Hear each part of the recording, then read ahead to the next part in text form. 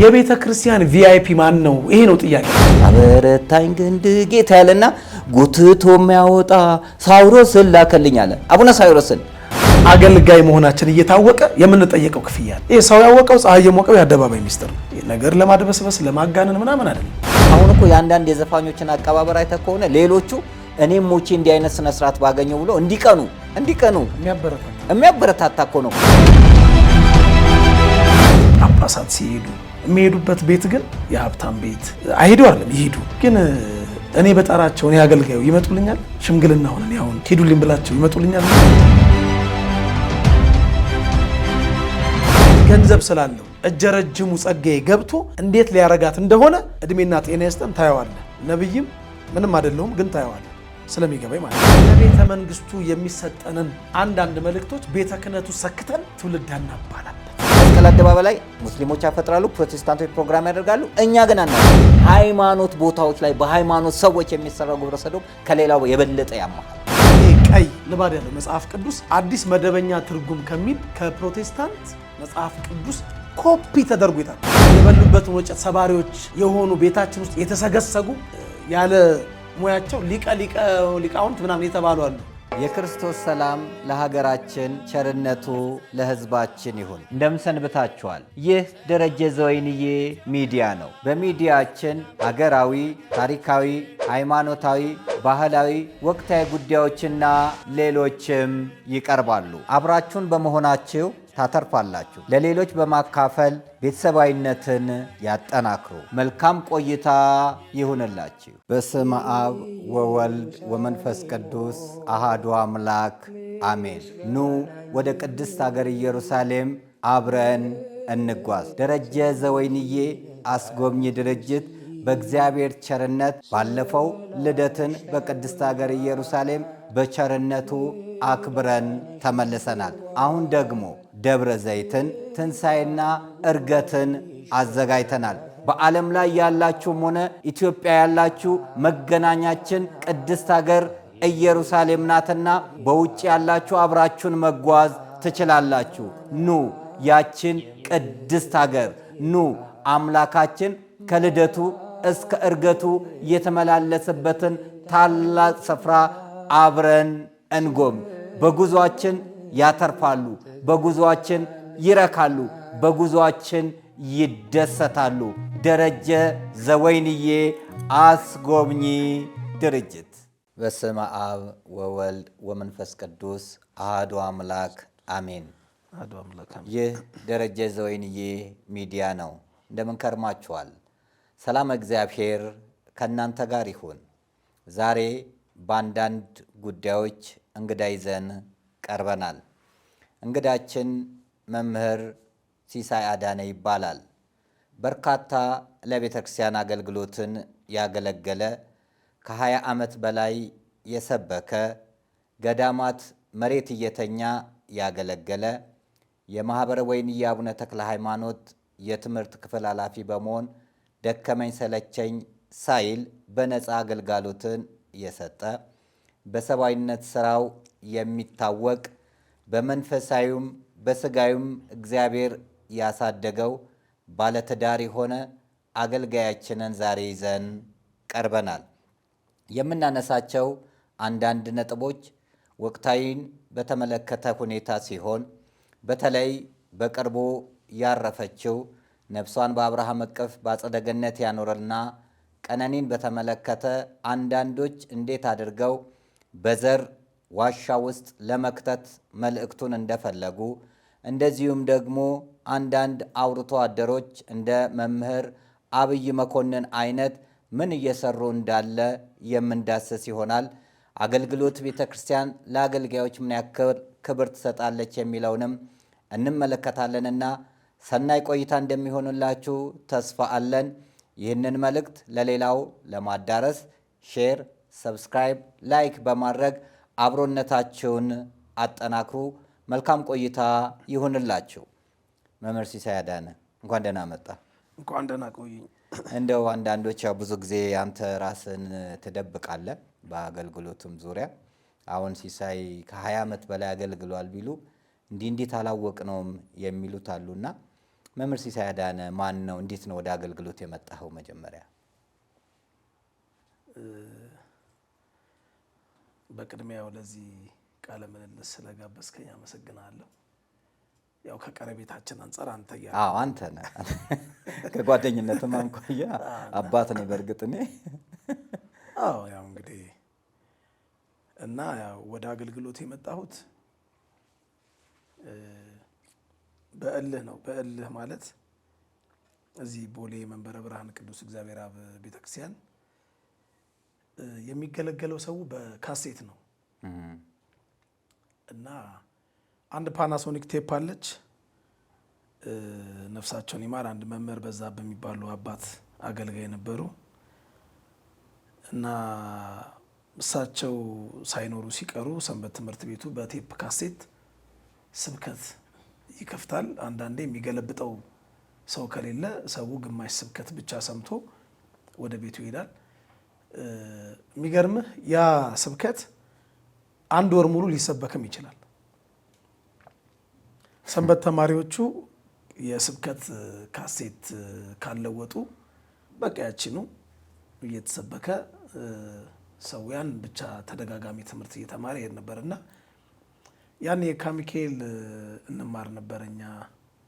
የካ ሚካኤል ደግሞ በጣም በቃ የሚገርም ጉባኤ ነበር። ሰርክ ጉባኤ እነ መምህር ዘበነ፣ መምህር ዘላለም ወንድሙ፣ ቀሲስ ሰብስቤ፣ መምህር ደረጀ ነፍሱን ይማር፣ መምህር ተስፉ ግርማ አሁን ቀሷል፣ ቀሲስ ያሬድ አሜሪካን ሀገር ነው የሚኖረው፣ ያሬድ ገብረ መላከ ሰላማ እነዚህ ሁሉ በቃ ሳምንታዊ መርሃ ግብር ይዘው እና አንዱ ዓለም ቀሲስ አንዱ ዓለም ጉባኤ ይዘው አንዱ ዓለም ዳግማይ ቴክሳስ እሱም አሜሪካን ሀገር ነው ያለው። በአብዛኛው ውጭ ነው ያሉት አሁን እና ያኔ እንማር ነበር የካ ሚካኤል እና ለምንድን ነው በካሴት ሰው ከሚማር እኔ እዛ እሁድ የተማርኩትን እዚህ ሰኞ ለምን አላስተምርም፣ እዛ ማክሰኞ የተማርኩትን እዚህ ሮብ ለምን አላስተምርም ብዬ በልህ እንግዲህ ወደ አገልግሎት መጣው። ከዛ መርሃ ግብር መራና ከዛ በኋላ በዛው ቀጥላለሁ ማስተማር ማለት ነው። እንደዛ እያልኩ ያው በኋላም አገልግሎቱ ትንሽ እንዳይቀጥል ከውስጥ ተቃውሞ መጣ። ይሄ ልጅ ከዓለም ነው የመጣው፣ ትናንትና ዱርዬ የነበረ ልጅ ነው፣ እንደዚህ የነበረ ልጅ ነው፣ ስለዚህ ለምንድን ነው መድረክ የምንሰጠው ተብዬ ተከለከልኩ። እኔ ከተከለከልኩ ደግሞ የሚያገለግሉ አገልጋዮችን እየጋበዝኩ ህዝቡ መገልገል አለበት ብዬ 4 ኪሎ ቅድስት ሥላሴ መንፈሳዊ ኮሌጅ እሄዳለሁ። መምህራን በር ላይ ቆሜ ደጅ ጠናለሁ እንዲመጡ እና ያኔ ትራንስፖርት ክፍያ 10 ብር ነበረ። ለመምህራን የሚሰጠው 10 ብር ነው እና ያንን 10 ብር ከኪሴ እከፍላለሁ። እንደዛ ደግሞ ሳረጋ አሁንም ትንሽ ከቤቱ ትንሽ አሁንም ተቃውሞ ተነሳ። እሱ ማን ነውና ነው መምህር የሚጋብዘው ተብዬ እንደውም መድረክ ላይ ትንሽ በከዘራም ቀምሼ ተውሳክ የሚልም ስድብ ጠግቤ አሁን ደግሞ መምህር መጋበዙንም አቆምኩ። ህዝቡ ድንጋይ ላይ ቁጭ ብሎ ነበር የሚማረው። አስተባብሬ ወንበር አሰራው፣ ወደ 21 ወንበር አግዳሚ ወንበር አሰራው። ድንጋይ ላይ ለምን ይቀመጣል ብዬ ትንሽ እችን አገልግሎቴን ሲያዩ አሁን አስተማሪ እንድጋብዝ ፈቀዱልኝ። አስተማሪም ነበርኩ ወንበር ማስተባበሩ ላይ 24 ቀበሌ በተደረገው ፕሮግራም ላይ እንግዲህ ከ93 ዓመተ ምህረት አንተ ዘማሪ ቴዲም ነበረ እንግዲህ እሱን ታቋለ መግቢያ 3 ብር ብለን አስተባብረን ነው ያሰራነው። መጠለያም ወደ 29 ሜትር መጠለያ ሁሉ ተሰራ እና በዚህ መልክ አገልግሎቱ ተጀመረ እልሃለሁ ባጭሩ። አዎ ደስ የሚለኝ ምንድነው ትዕግስት ነው። ትዕግስት ያው ፍሬዋ ለመብላት መከራውን መቀበል ግድ ነው። ጽጌረዳን ለማግኘት ሾኩን መቋቋም ያስፈልጋል እና እንደዛ ተገፍትረ ተሰድበ አታስፈልግም ተብለ ነገር ግን በርትተህ እዚህ ደረጃ ደርሰ አሁን በየቦታው መተ አገልግለን ተብሎ አገልግሎት ላይ ነው ያለው።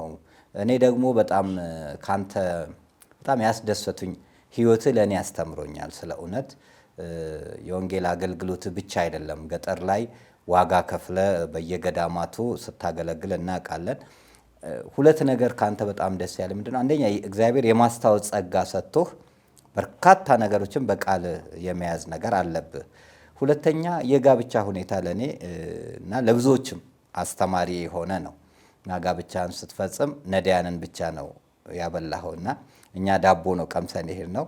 ዘፋኞቹም ነበሩ የኔ እንግዶች ነዳያን ብቻ ናቸው ብለህ ጋብቻን በቤተክርስቲያን ፈጽመን እነሱን ያደረከው ለታይታ ሳይሆን ለመልካም ነገር ያደረከው መቼም የማይረሳ ነው። ደግሞ እግዚአብሔርም በትዳር ባርከዋል፣ በልጅ ባርከዋል፣ መልካም የሆነች ሚስት ሰጥቷልና ደምሮ እየከፈለ ነው። በኑሮም በጸጋውም እግዚአብሔር ደምሮ እየከፈለ ነው። ለመናፍቃን የምትሰጠው መልስ ስርዓተ ቤተክርስቲያን ላይ ያለ አቋም በጣም ደስ የሚልና ጠንካራ ነው። ወደፊት እሱን እንደውም ዝርዝር ተከታታይ የምትሰጥበትን ሁኔታ ከመጽሐፍ ቅዱስ አንጻር የምናየው ይሆናል። አሁን ማንም መጥቶ ማህበራዊ ድህረ ገጽ ላይ አፉን እያላቀቀ ነውና የምትናገርበት ይሆናል። አሁን ግን ወቅታዊ ጉዳዮችን በተመለከተ አንዳንድ ነገሮችን እንደው ብናነሳ እንዴት ነው የምታየው? የወቅታዊ ጉዳይ አሁን ቤተክርስቲያን ላይ የሚሆን ግለሰቦች ላይ የሚሆን እያለ ያለውን ነገር እንዴት ነው የምታየው? ያው እንግዲህ ቤተክርስቲያን ሁልጊዜ ፈተና ይኖርባታል፣ ፈተናም አለባት። ያለ ፈተና ደግሞ ያው ዋጋም የለም። በዓለም ሳለብን ያው መከራ እንዳለብን አስቀድሞ ተነግሮናል። በቤተክርስቲያን አገልግሎት ዙሪያ አሁን ጥሩ ነው። አገልግሎት በደንብ ይገለገላል። በማህበራዊ ድረገጽ ላይ ብዙ ወንጌል የሚሰብኩ ሰባኪያን አሉ፣ ዘማሪያን አሉ። ለቤተ ክርስቲያን ተቆርቁረው የቤተ ክርስቲያኒቷን አስተምህሮ ቤተ ክርስቲያን መጥተው መማር ላልቻሉ ሰዎች ሁሉ በዩቲዩብ፣ በቲክቶክ፣ በተለያዩ ማህበራዊ ድረገጾች መልእክት የሚያስተላልፉ ብዙ ሰዎች አሉ። ጥሩ ነው። ግን ያው እኔ ከነሱ የተሻለ አገልጋይ ሆኜ ሳይሆን ትንሽ ደግሞ ወደ ቤተ ክርስቲያን አባቶች ቀርበው እንደው መማር ቢኖር መጠየቅ ቢኖር፣ መቼም ሁላችንም ፍጹማን አይደለንም። ያው ሁሉንም የቤተ ክርስቲያን ትምህርት እናውቃለን ብለን አይደለም መድረክ ላይ እየወጣ ነው የምንወጣው እና ወቅታዊው አገልግሎት አንዳንዴ ትንሽ አከራካሪ አጨቃጫቂ ነገሮችም እያነሱ ስለሆነ ያው ስለማን እንደማወራ ይገባቸዋል ብዬ አስባለሁ። እና መማር ቢኖር መጠየቅ ቢኖር ከዛ በኋላ ያው መጠየቅ ያደርጋል ሊቅ እንደሚሉት አባቶች ጠይቀን ተምረን ትንሽ የቤተ ክርስቲያኒቷን ስርዓተ እምነት መሰረተ እምነት በደንብ አውቀን ወደ ሕዝብ እንወጣና የቤተ ክርስቲያኒቷን መልእክት ብናስተላልፍ ጥሩ ነው ብዬ አስባለሁ። ይሄ በቲክቶክ በማህበራዊ ድረገጽ ላይ ባለው አገልግሎት ላይ የምሰጠው አስተያየት ነው። ምናልባት አስተያየቴ ለአንዳንድ ሰዎች ደስ ላያሰኛቸው ይችላል።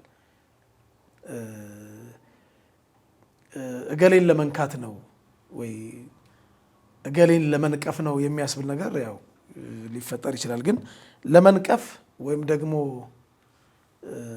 ለመክሰስ ሳይሆን አንዳንዴ በተለይ ስርዓተ እምነት ላይ እኛ በመጻሕፍትም ይሁን ሰዎች ሲናገሩ ከሰማነው ነገር አንጻር ይሁን የምንናገራቸው ነገሮች ምናልባት የቤተ ክርስቲያኒቷ ላይሆኑ ስለሚችሉ ሙሉ እውቀት ይዘን ሙሉውን እውቀት ከያዘን በኋላ ወደ ሕዝብ ብንቀርብ ጥሩ ነው ብዬ አስባለሁ። እንደውም በግልም መልእክት ያስተላለፍኩለት ልጅ አለ። እንደው በስልክ ደውለህ ብታገኘኝና አንዳንድ ነገሮችን ብንተራረም ወይ ደግሞ ከኛም ከፍ ያሉ አባቶች ፊት እንደው ይህንን ርዕስ ይዘን ሄደን ብንማማር ብዬ በግልም የነገርኩት ልጅ አለ። ሌላው የአውደ ምሕረቱ አገልግሎት ጥሩ ነው። ብዙ ቦታ አገልግሎቱ ጥሩ ነው፣ መልካም ነው። ግን አሁንም አንዳንድ ቦታ ላይ ትንሽ አስቸጋሪ ነገር አለ። ይህም አስቸጋሪ ምንድን ነው? በሀገር ልጅነት በጓደኝነት መምህራን ይጋበዛሉ፣ ዘማሪያንም እንደዚሁ ይጋበዛሉ። እንደው በጣም የሚያሳዝነኝ ነገር ጠዋት የቅዳሴ አገልግሎት ካለቀ በኋላ የስብከት መርሃ ግብር አለ። በሳምንት አንድ ቀን ቤተ ክርስቲያኒቷን ብቻ መጥተው የሚያውቋት ብዙ ሰዎች የሚሰበሰቡበት ዕለት ሰንበት ነው። ልጁን ክርስትና ሊያስነሳ መጥቶ የጓደኛው ሰርግ ላይ መጥቶ በተለያየ አጋጣሚ ጸበል ለመጠመቅ መጥቶ ብቻ ወዘተ ቤተ ክርስቲያኒቷን በርቀት የሚያውቃት ሰው ብዙ ጊዜ የሚሰበሰበው ጠዋት ዕለተ ሰንበት ነው። እነዚህን ሰዎች እንደው አሰልቺ ባልሆነ መልኩ ሊገባቸው ሊረዱበት በሚችለው ቋንቋ ወንጌል የሚሰብኩ ሰባኪያን፣ ዘመኑን የዋጁ ሰባኪያን ቤተ ክርስቲያኒቷ ብትጋብዝ ቢቻል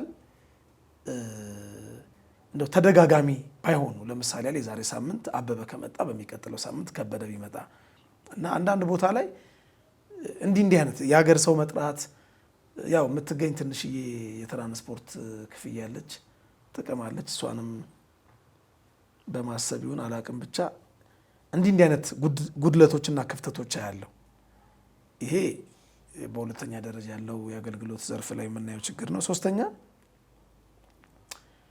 አስተዳደራዊ ነገሮች ላይ ብዙ ጊዜ የምንሰማው ነገር አለና ማህበረ ካህናት ከጽሕፈት ቤት ሰራተኞች ጋር እጅና ጓንት ሆነው ቢያገለግሉ ለቤተ ክርስቲያኒቷ ሕልውና ጠቃሚ ነው፣ ጥሩ ነው፣ ለድገቷም ይበጃል ብዬ አስባለሁ። ብዙ ጊዜ ሆድና ጀርባ የመሆን ነገር ስላለ ማለት ነው። በአብዛኛው ይህን ይመስላል። እንግዲህ መልካም። እንግዲህ አሁን እንደ ጠያቂና ተጠያቂ ሳይሆን እንደ አብሮ አቅራቢነት ነው የምናወጋው። እኔ ደግሞ ሰሞኑን ማህበራዊ ድህረ ገጽ ላይ እያየኋቸው ያሏቸው ነገሮችን ለህዝቡ ማጥራት ፈለግኩኝ። አሁን ለምሳሌ በቅርቡ የደምቢዶሎ ልጅ ብርቱካን ታሪኳ እጅግ በጣም የሚያሳዝን ነው።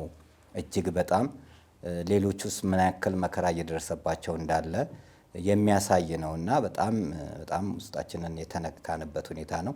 ብዙ ሴቶች ላይ እንዲህ አይነት ግፎች ህፃናት ላይ ሳይቀር እየተደረገ ያለበት ሀገር ላይ ነን ያለ ነው። ሌላው ቀነኒ የተባለችው ልጅ እንግዲህ ከፎቅ ላይ ወድቃ ሞተች የተባለችው በጣም የምታሳዝን ናት። ገና በ25 ዓመቷ ሮጣ ያልጠገበች ተጫውታ ያልጠገበች ልጅ ናት።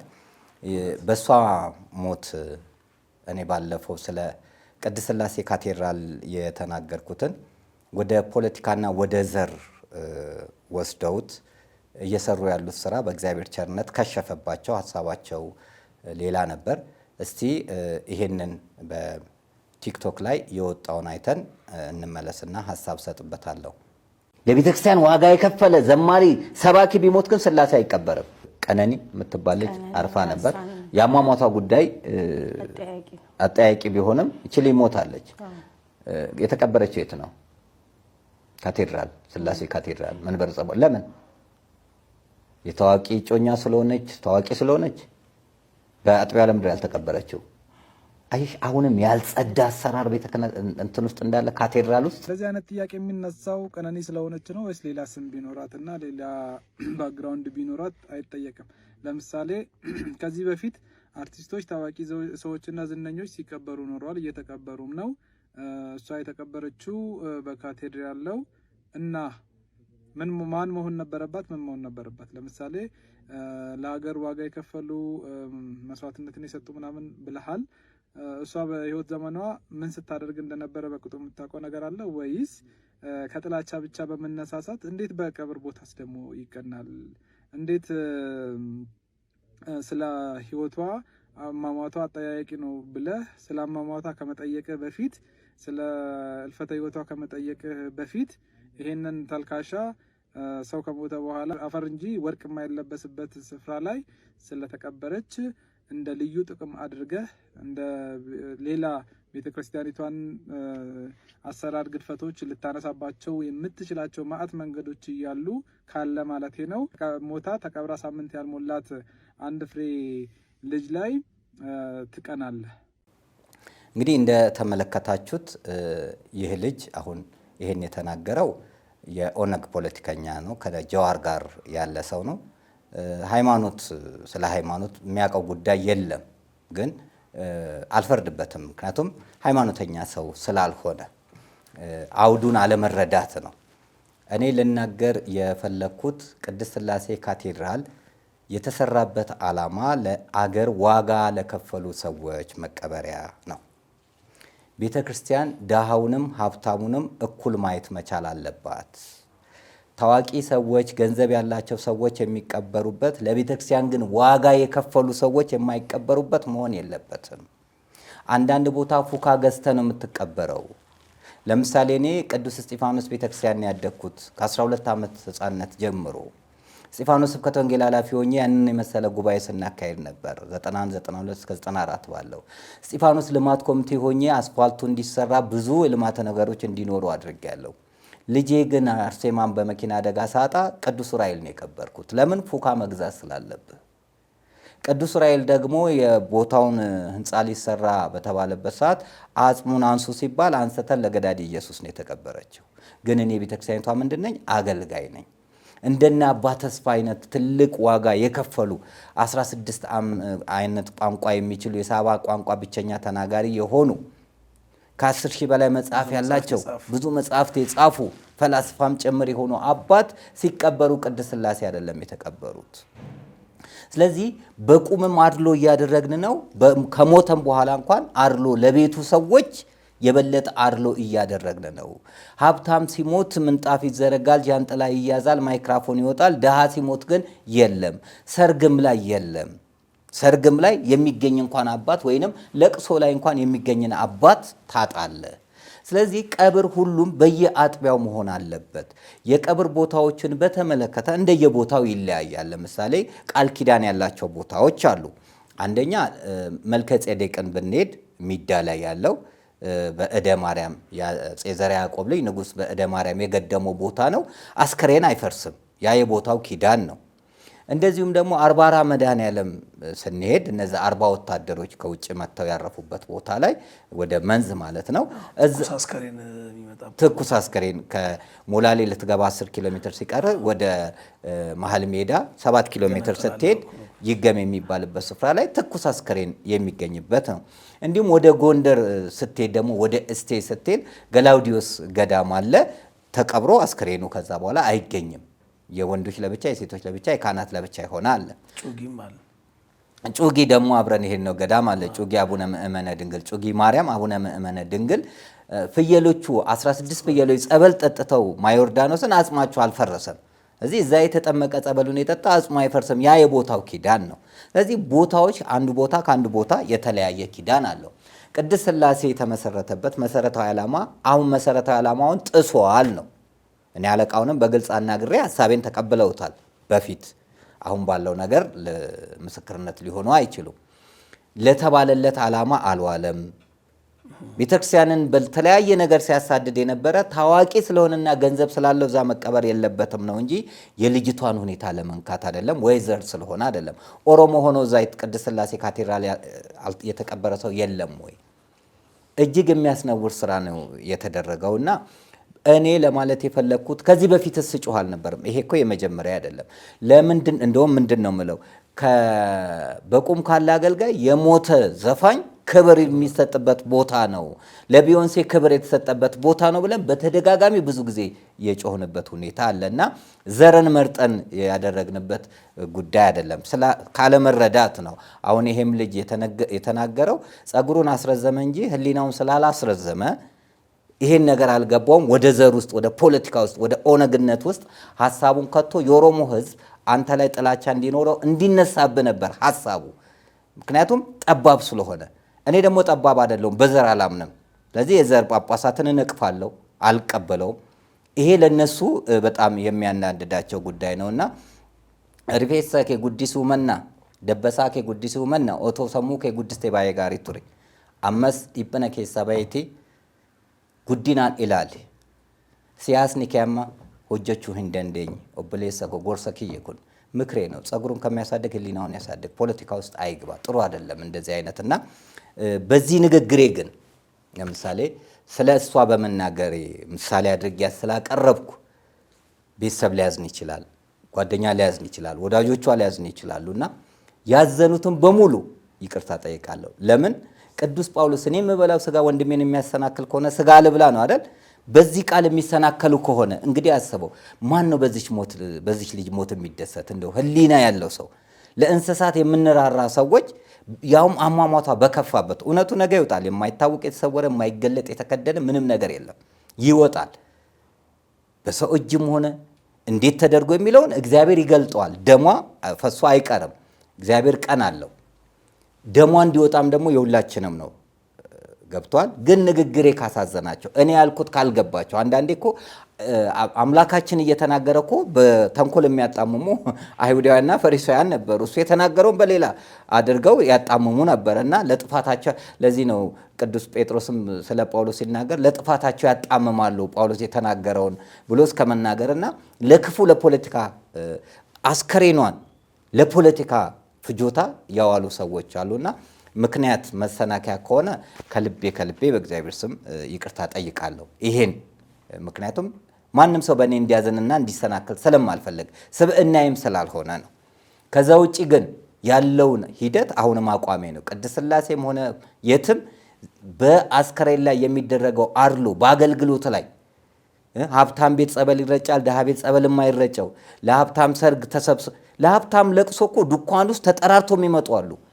ድሃው ጋር ሄደው ማያጽናኑ፣ ህዝብ ባለቀበት ስፍራ ህዝብ ሲፈናቀል አይዟችሁ የማይሉ አሉ። ሁለተኛ በዘረኝነት የተቧደኑ አሉ። አሁን እኔ ላይ በፌስቡክ የልጁን ሐሳብ ሼር አድርጎ ወደ ዘር ውስጥ ለመክተት ያሰበውና የከሸፈበት መምህር አብይ መኮንን ነው። መምህር አብይ መኮንን ማለት ጸጋዬ ደበበ ጋር ፍኖተ ጽድቅ ጫማ ላሽ የነበረ ዋና ኮሚቴ የነበረ ሰው ነው። አንድ በል። ሁለተኛ ይህ ሰው አውርቶ አደር ነው። አውርቶ አደር ማለት ወሬ ለጳጳሳት በማቀበል የኦሮሚያ ጳጳሳትን የኛን ተቃውሞ የነሱ ወገን እንዲሆን ግሩፕ አላቸው። እንደውም አንድ ቦታ ላይ ቤተክርስቲያን ከነሱ ግሩፕ ውስጥ ሲዘምር አበረታኝ ግንድ ጌታ ያለና ጎትቶ የሚያወጣ ሳዊሮስን ላከልኝ አለ። አቡነ ሳዊሮስን እንደዚህ ሰው የሚያመልኩ ናቸው። ግሩፕ ጃምቦ ግሩፕ እያለ ዘመድኩን አንድ ሰሞን ይቀጠቀጣቸው ነበር ድራሻቸውን። ይሄ ድራፍት ጠጪዎች፣ አረቄ ጠጪዎች አንድ ግሩፕ የሚሆኑ አገልጋዮች አሉና በዘር የተዋቀሩ ናቸው እነዚህና የፖለቲከኞች አሁን ልማታዊ አርቲስት እንደተባለ ያኔ ሸዋፈራው ልማታዊ አገልጋዮች አሉ፣ ልማታዊ ዘማሪዎች፣ ሰባኪዎች አሉ፣ ለመንግስት ወሬ የሚያቀብሉ ተጠፍጥፎ የተሰሩ ካድሬዎች አሉና በዓላማ ይሄን አገኘውት ብሎ ነበር። የኢየሩሳሌምም ጉዞ አዘጋጅቷልና እሱንም መታወት ብሎ ነበር። እሱ ተመታ። ስለዚህ እንዲህ አይነት ነገር ለኛ አይጠቅመንም። እኛ አገልጋዮች ብንመካከር ብንደጋገፍ ነው። ወይንም ለምን ልትል ቻልክ ይሄ አውድ ከምንድን ነው የመጣው ብሎ መጠየቅ ነው እንጂ የሚያዋጣው አጠፋዋለሁ ብሎ እንደዛ ግሩፖች ተነስተው ምንም ላያመጡ። ለምን ለኔ አብይ መኮንን ማለት ምንም ነው፣ ምንም ታውቃለህ። ምክንያቱም አሁንም እኔ ኢትዮጵያዊ ነኝ እንጂ ደም ያለበት ብዬ ለዘሬ ማዳላ አይደለሁም። ኢትዮጵያዊ ነኝ። የኦሮሞን ጵጵስና ቀኖና ጥሰት እቃወማለሁ። የትግራይን ጵጵስና እቃወማለሁ። ህዝብ ላይ የሚደርሰው መከራ እቃወማለሁ። ገብቷል። ህዝብ ሲፈናቀል አዎ እጮሃለሁ። የሚደረጉት የተሃድሶ እንቅስቃሴዎችን እቃወማለሁ። ግብረ ሰዶምንም እቃወማለሁ። ስለዚህ እነዚህ ነገሮችን በምትቃወምበት ሰዓት አገኘን ብለው ሞክረው ነበር። ህዝብ ስላልተቀበላቸው ይሄን ያከበረኝን ህዝብ ከልብ አመሰግናለሁ። ክብረት ይስጥልን። እኛም አሁን በኢትዮጵያዊነታችን ለቤተክርስቲያን ቋሚ አንዳንዶቹ ምን እንዴት ቅድስት ሥላሴ መንበረ ጸባዖት መስቀል ተረገጠ ትላለ ብሎ የሚሉ ናቸው ኮሚቴ የሚጽፉት። አዎ አሁንም መረገጥ የለበትም። ይሄ አቋሜ ነው። በኃይለ ሥላሴ ጊዜ ያልነበረ ነው። መረገጥ የለበትም፣ መነሳት አለበት። አሁንም አቋሜ ነው። ስለዚህ እነዚህ ሰዎች ቤተ ክህነትን ተናገርክ እከሌን እንዲያደርግ አስተዳደር ችግር ካለ አሁንም እናገራለሁ። ወደኋላ የሚያስበለኝ የምፈራው የምሰጋው አንዳች ነገር የለምና ይሄንን አደረጉ። በዚህ አጋጣሚ ነጋሽ ሚዲያን ከልብ እናመሰግናለን። ደፋሩ ጋዜጠኛ ነጋሽ በዳዳ ትክክል አይደለም ብሎ ሲገስጽ ነበር። መምህር የማርያም ወርቅ ተሻገር መጽሐፍ የጻፈ ነው። ይሄም ትክክል አይደለም ብሎ ሲሞግት ነበርና በርካታ በእንደዚህ አይነት ላይ ለምን ብለው ያሉትን ሰዎችን ከልብ አድርገን እናመሰግናለን። መወያየት ከፈለጉ ደግሞ በራችን ክፍት ነው፣ መስራት እንችላለንና አሁን ሰሞኑን የነበረው ማህበራዊ ድረገጽ አጀንዳ ለማስቀየር ያሰቡበት የሄዱበት ርቀት በገዳም ባሉ በአባቶች ጸሎት አልተሳካም፣ ቀላል አልነበረምና ግን በጣም ታዝናለ። ቤተክርስቲያን ልጅ ነኝ ብሎ ያለ መልሶ አንተ ላይ ብዕሩን ለማንሳት መዳዳቱ በጣም የሚያሳፍር ጉዳይ ነውና እኛ በእግዚአብሔር ቸርነት ቀድመም ተናግረናል። በብዙ አንግል ይመጣል። አንዴ ኢሉሚናንቲ ብሎ ሊያመጡብ ይችላሉ፣ አንዴ ይሄ ነው ብሎ ሊያመጡብ ይችላሉ፣ ገጣጥሞ ሊያመጡብ ይችላሉ። ሞራል ለመንካት፣ ለማሳሰር፣ ለመግደል የማይደረጉ ሙከራዎች እንደሌሉ በተደጋጋሚ ተናግረናል። ግን የነሱ ድርጊት እኛን ወደኋላ የሚያስብለን ስላልሆነ ምንድነው ልል የፈለኩት ኢትዮጵያዊነት የሚቀጥላል፣ ለቤተ ክርስቲያን ተቆርቋሪነት የሚቀጥላል፣ ጠባብነትን መቃወም የሚቀጥላል፣ ዘረኝነት ላይ የተመረኮዘ ሲመትን መቃወም የሚቀጥላል።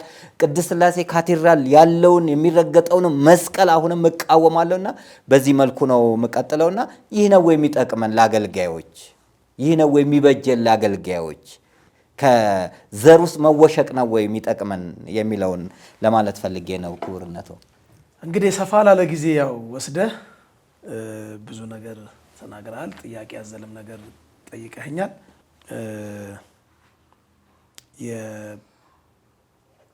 የሰሞነኛው የቀነኒ ቅድስት ሥላሴ መንበረ ጸባዖት መቀበር ላይ የሰጠኸውን አስተያየት እኔም ሰምቻለሁ።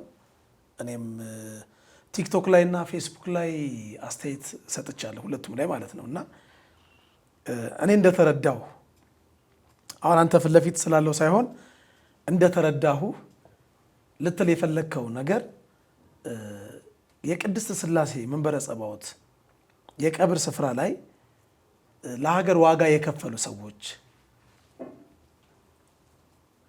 ጀግኖች ወታደሮች ሊሆኑ ይችላሉ፣ ትላልቅ የመንግስት ስልጣን ላይ ያሉ አመራሮች ሊሆኑ ይችላሉ፣ ግን ኦርቶዶክስ የሆኑ ለሀገር ዋጋ የከፈሉ ሰዎች የሚቀበሩበት ስፍራ እንደሆነ ነው እንግዲህ ነገርከኝ። ጥሩ ነው። እኔ የተረዳው ቀነኒ ለምን ቅድስት ሥላሴ ተቀበረች ሳይሆን ዓለም የራሷን ቪአይፒ የራሷን ቪቪአይፒ የምትሰጥበት ቦታና ቤተክርስቲያን ግን የኔ ቪአይፒ ብላ ቦታ የምትሰጥበት ነገር ለእኛ ለአገልጋዮች ግራ የሚያጋባ ነው። ለምሳሌ ያህል ከዘፋኞች ከትላልቅ ዘፋኞች ብነሳ ጥላሁን ገሰሰ ነፍሱን ይማረው እንግዲህ እያልኩ ላወራ መቼም ቤተክርስቲያን የሁሉንም አርቲስትም ዘፋኝም በአጠቃላይ የክርስቲያኖችን ነፍስ እግዚአብሔር እንዲምርላት ትጸልያለች፣ በጸሎትም ታስባለች። የሁሉንም ነፍስ ይማርና እነ ማዲንጎም ታምራት ደስታም አርቲስቶችም ማንም በክብር አንዳንዴ ሊቃነ ጳጳሳት ሁሉ ተገኝተው በክብር ነው አስከሬናቸው የሚሸኘው። ጥሩ ነው ይሸኙ። እኛ ማንም በዚህ አይነት ክብር ቢሸኝ አይከፋንም ማለት ካመኑበት ይሸኙ፣ ችግር የለውም። ግን እኛ አሁን እያልን ያለ ነው ዓለም ለእሷ ቪአይፒዎች የምትሰጠውን ክብር ቤተ ክርስቲያን ለእሷ አገልጋዮች ለምን ክብር አትሰጥም? ለምሳሌ ልንገርህ፣ እዛው መንበረ ጸባዖት መምህር ተስፉ ግርማ ተቀብሯል። ነፍሱን ይማረውና ታውቀዋለህ፣ ነበርክ ይመስለኛል። ቀብሩ ፕሮግራም መሪ ነበርኩ። ጥሩ። እንደውም ተስፉን ግርማ ማለት ሰባኪ ነው፣ ገጣሚ ነው፣ በርካታ የግጥምና የዜማ ደራሲ ነው። ተስፉ ከ30 ዓመት በላይ ቅድስት ቤተ ክርስቲያን ገጠር ከተማ መቃብር ቤት እየተኛ ያገለገለ አገልጋይ የቀብሩ ዕለት አንድ ጳጳስ እንኳን አልመጣም፣ አንድ ሊቃነ ጳጳስ አልመጣም። ከአንድ ተራ ዘፋኝ ከአንድ ተራ ቲክቶከር ያነሰ ክብር ሰጥታ ቤተክርስቲያን ሸኝተዋል። አልቅሰናል። ከሞቱ በላይ ያስለቀሰን ለሱ የተሰጠው ክብር ነው። ትክክል ልትል የፈለግከው ቤተክርስቲያን የእሷ ቪአይፒዎች እነማን ናቸው? መጽሐፍ ቅዱስ እኮ አንደኛ ጢሞቴዎስ ምዕራፍ 5 ቁጥር 17 ላይ በመልካም የሚያስተዳድሩ ቀሳውስት ወይም ሽማግሌዎች ይልቁንም ወንጌል በመስበክ የሚያገለግሉቱ እጥፍ ክብር ይገባቸዋል ነው የሚለው። ቤተክርስቲያን ባታከብረንም ያው ወንጌል አክብሮናል፣ የተጻፈ ነገር ነው። አባ ገሌ ወይ አቡነ ገሌ የጻፉት ቃል ሳይሆን የሕያው የእግዚአብሔር ቃል ነው። እኛ የቤተ ክርስቲያን ቪአይፒ ማን ነው? ይሄ ነው ጥያቄያችን። አገልጋይ ሲሞት ቢያንስ ቲክቶከሮች ወይም ደግሞ ባለጠጋዎች ወይም ደግሞ በዓለም ታዋቂ ዝነኛ ስመጥር የሆኑ አርቲስቶች የሚሰጣቸውን ወይም ቤተክርስቲያን የምትሰጣቸውን ክብር እንኳን ባትሰጠንም ቢያንስ የመቀበሪያ ስፍራችን እንደው በገንዘብ በክፍያ ባይሆን አገልጋይ መሆናችን እየታወቀ የምንጠየቀው ክፍያ አለ። ይሄ ሰው ያወቀው ፀሐይ የሞቀው የአደባባይ ሚስጥር ነው። ነገር ለማድበስበስ ለማጋነን ምናምን አይደለም። ወደ አንተ ስመጣ ቀነኒ በእንደዛ አይነት ክብር፣ ሌሎቹም አርቲስቶች በእንደዛ አይነት ክብር ዣንጥላ ወጥቶላቸው ልክ ካህን እንደሞተ አንድ የቤተ ክርስቲያን አባት ሲያርፍ ከዚህ ዓለም በሞት ሲለይ የሚሰጠውን አይነት ክብር ሰጥታ ለዓለማውያኑ በሚገርም በሚያስደምም እጅን በአፍ ላይ በሚያስጭን ሁኔታ የአሸኛኘት ስርዓት ታደርጋለች። ጥሩ ነው። እኛስ እኛ የቤተ ክርስቲያኒቱ ቪአይፒዎች አይደለንም ወይ? አገልጋይ ሲያርፍ የአገልጋይ ልጅ ሲያርፍ ለፉካ ይሄን ያህል ሺህ ብር እየተባለ እየተጠየቀ ትንሽ አገልጋዩን የሚያሳዝን ነገር። አዎ እዚህ ላይ ይኸውልህ አሁን እኔ በህይወቴ የምመኘው ምን እንደሆነ ታውቃለህ? አሟሟቴን ያሳምርልኝ የቤተክርስቲያንን አፈር ያቅመሰኝ እንጂ ስላለው ነገር አይደለም። እግዚአብሔር የቸርነቱን ስራ ይሰራል። ግን አሟሟትን ነው ያው ሰባኪው ሞትን አልፈራም አሟሟትን እፈራለሁ እንዳለ በንስሐ አጥቦ በስጋው ደግሞ አክብሮ ይጥራህ እንጂ ችግር የለውም። አንተ ለሞቱን ብቻ መሰለህ እንዴ? አገልጋይ ታሞ ቤተ ክህነት ይደርሳል ወይ? ስንት አገልጋይን አስታመምን። አስታውሳለሁ መላከ ፀሐይ አበበ ገላው የተባለውን ስዊድን ስካንዲኔቪያ ስራ አስኪያጅ የደብረ ሰላም መድኃኔዓለም ቤተክርስቲያን አስተዳዳሪ ናቸው። ታመው ከባድ ህመም፣ እኔ ኮሚቴ ነበርኩ። ትኬት መሸጥ ተከለከልን ቤተክርስቲያን ውስጥ እሳቸውን ለማሳከም ትኬት። አንዳንዶቹ ደግሞ የተሰባሰብነው ነው አስተዳዳሪዎች ሁሉ ነው የተሰባሰብነው ለማናገር ከ2 ሰዓት በላይ ውጪ ቆመናል። የቤተ ክርስቲያን ሊቅ የሆኑ ዘማሪ የሆኑ መልካም የሆኑ ካህን ናቸው። እኛ አባት ቤተ ክርስቲያንን እንኳን ለማሰራት ማስታወቂያ ለማስነገር የገዳም ተዘግቷል፣ ገዳማት ተቸግረዋል ተብሎ ፍቃድ አይሰጡም። እነ ሉሌን ስናስታመም እኔ ወደ 6 ሰዎች አሳክሜያለሁ ኮሚቴ ሆኜ። አንድ ቀን አይዟችሁ አይደለም መርዳት አይዟችሁ አትለም። እኔ እኮ ኤኦቲሲ ስለ ግብረ ሰዶም ክፉ አሰራር እያደረግን ነው፣ መግለጫ ልንሰጥ ነው፣ ተገኙልን ስንል 10 ሺህ ብር ክፈሉ ተብለናል። ኤኦቲሲ የኔ አይደለም ወይ? ክፈሉ ተብለናል በትእዛዝ። አንዴ አቡነ ማቴዎስ አንዴ አቡነ አብርሃም ተለይ አቡነ አብርሃም እግዚአብሔር ይስጣቸው ቀጭን ትእዛዝ አዘው እንዴት አደርጋላችሁ ብለው አሁኑኑ ሂዱላቸው ብለው የመጡበት ጊዜ አለ። ገንዘብ ነው የምትባለው። የትኛው አገልጋይ ቢታመም ቤተክርስቲያኒቷ ታስታምማለች? ተስፋዬ ኤዶ ያን የመሰለ አገልጋይ ሲሞት ምን ተደረገለት? ኢትዮጵያ ዘማሪ መገርሳ ምን ተደረገለት? ዮሐንስ ኤፍሬም ኦ ሚካኤል እያለ የሚዘምረው በመኪና አደጋ ከአገልግሎት ሲመጣ እኮ ነው፣ ከጠጅ ቤት ሲመጣ አይደለም። ኡራኤል ነበር የተቀበረው። አስከሬኖች ተነስተዋል። የት እንዳለ እንኳን አይታወቅም። ሰው ያለው የራሱን አንስቶ ቀበረ ኢየሱስ። ስለዚህ የኔ ጥያቄ ቤተክርስቲያኒቷ አድሎ ሳይኖር አስተዳደሩን ነው አሁንም እያልን ያለ ነው፣ መዋቅሩን አይደለም። አስተዳደሩን አገልጋዩን ልታከብር ይገባል። ክርስቶስ ሐዋርያቶችን አላዋረደም፣ አከበራቸው እንጂ ቅዱሳንን አከበራቸው እንጂ በቤቱ ያሉትን አከበራቸው። መንፈስ ቅዱስን ነው የላከላቸው እንጂ አላዋረዳቸውም።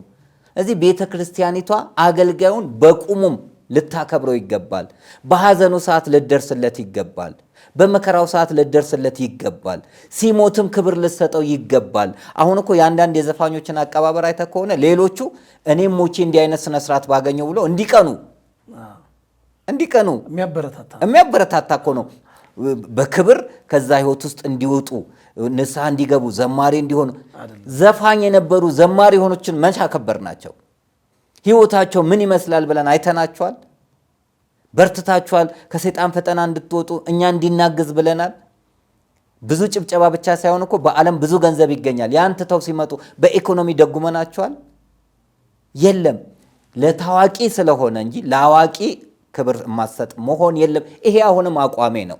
ማንም ይሁን ማን እንግዲህ የእግዚአብሔር ቤተሰቦችን የበለጠ እንድናደርግ ነው መጽሐፍ የሚያዘውና አገልጋዩ መጽሐፍ ሲያስመርቅ፣ አገልጋዩ ካሴትም ሲሰራ ልታበረታታው በርታ ልትለውና መንገድ ልታሳየው። ለምን አገልጋዩ በስጋው መጠቀም አለበት፣ በነፍሱም መጠቀም አለበት። ማድረግ ሲገባ እስከ መቼ ድረስ ነው ዘፋኝ እየተከበረ? እስከ መቼ እንዴ? እነ ማን ነው ይሄ ደራሲ ስብሐት ነጋ ቼኩቬራ እኮና ኢየሱስ ክርስቶስን ያወዳደረ ሰው እኮ ነው። ስለ ኢየሱስ ክርስቶስ አምላክነት ዋጋ የከፈለው ቦታ አይሰጠውም። ኢየሱስ ክርስቶስን በአደባባይ ያዋረደ ከቼኩቬራ በታች ያደረገ ግን ሥላሴ ይቀበራል። ለምን ነው? በዘፈንም ያሳደደ በፖለቲካም ያሳደደ ቤተክርስቲያኒቷን እኮ ያጋየም ሊሆን ይችላል። ባለስልጣን ስለሆነ ቦታ ይሰጠዋል። ለምን? እንዲህ አይነት አሰራሮች ሊወገዱ ይገባል። ልንሰራ የሚገባው ትክክለኛውን የሆነ አሰራር ነው። በተለይ ድሃ ለሆነው ለተጎዳው ነው ልናደላ የሚገባን። ለተጨቆነው ነው ልናደላ። ክርስቶስ ኢየሱስን አይተ ከሆነ እኮ ድሃዎቹ ወደሚያለቅሱት ወደ መበለቶች እየሄደ እንባቸውን ሲያብስ ነበረ እንጂ ሀብታምን እኔ አንድ ሀብታም ቤት አንድ እናቱ ሞተው ያሮጠ ሰው የለም። እሱ ደውሎ ነግሮ የነበረ ተገኝልኝ ብሎ እያለከለኩ የመጡሉ አሉ። ቀብሩ አለፈበት ከጳጳስ ጀምሮ። ለምን? ሀብታም ስለሆነ። እንዲህ አይነት አሰራሮች ይቅሩና ህዝቡን በእኩልነት እንይ። በቀብር እንኳን ሰዎችን አንለይ። በየአጥቢያችን እንቀበር። አጥቢያ አለን፣ ሰበካ ጉባኤ አለን። ይሄ ይደረግ ነው የኔ አቋም እንጂ ግለሰብ ተኮርን አይደለም። ግለሰብ ተኮርማ ቢሆን ኖሮ ግብረ ሰዶማውያን ሆኖ እኮ እዛ የተቀበሩ አሉ። ቤተክርስቲያኒቷን ሳይሆን ሀገሪቷን ያደሙ ሰዎች አሉ።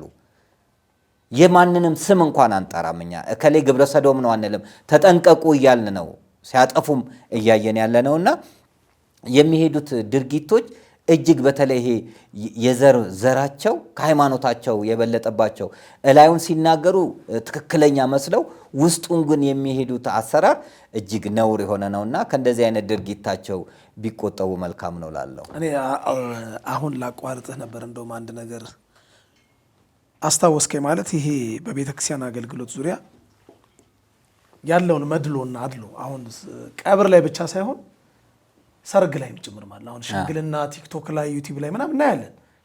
ጳጳሳት ሲሄዱ የሚሄዱበት ቤት ግን የሀብታም ቤት አይሄዱ አይደለም፣ ይሄዱ ግን እኔ በጠራቸው እኔ አገልጋዩ ይመጡልኛል። ሽምግልና ሆነ አሁን ሂዱልኝ ብላቸው ይመጡልኛል። እውነት የጥያቄ ምልክት።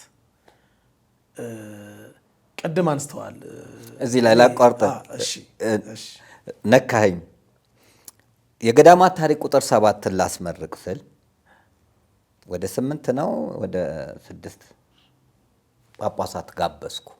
እንግዲህ እኔ አብሬያቸው ያላገለገልኳቸው ጳጳሳት የሉ። ገጠርም የትም ቦታ ደርሰናል እየመጣን ነው ብለው እነሱ ግን ሌላ ኢንተርኮንቲኔንታል ሆቴል ላይ የተዘጋጀ የአንድ የሀብታም ጉባኤ አለ። አዘጋጆቹ ሀብታም ናቸው። እዛ ሄደው አቡነ መቃሪዎስ ብቻ ናቸው ቦታው ላይ ተገኙት።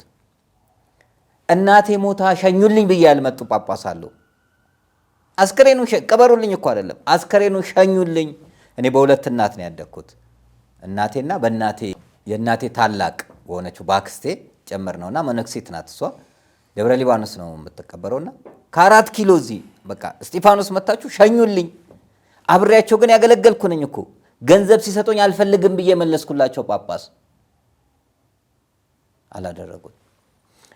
እና አገልጋይ ስትሆን፣ ስታገባ፣ ስትታመም፣ ስትሞት ቤተሰብ የበለጠ እንዲጽናና ለካ እውነትም ይሄ ልጄ ወይንም ባለቤቴ እንዲህ አገልጋይ ነው የሚለውን ስሜት ለመፍጠር አባቶች ቢገኙ የበለጠ ጥሩ ነው። ልክ ነህ። በሰርግም አይደለም እንዲህ አይነት አሰራሮች ከኛ ጋር መወገድ አለባቸው። እኔም በዙ ጊዜ ስለደረሰብኝ ነው። እኔ ደግሞ ካቋረጥክ ልቀጥል። እሺ ይቅር በለኝ። ይቅር ብያለሁ። ከእንግዲህ በኋላ ብታቋርጠኝ ግን ያው እቀጣለሁ። በብር ነው መቀጣ። እሺ ለገዳማት እና እኔ አሁን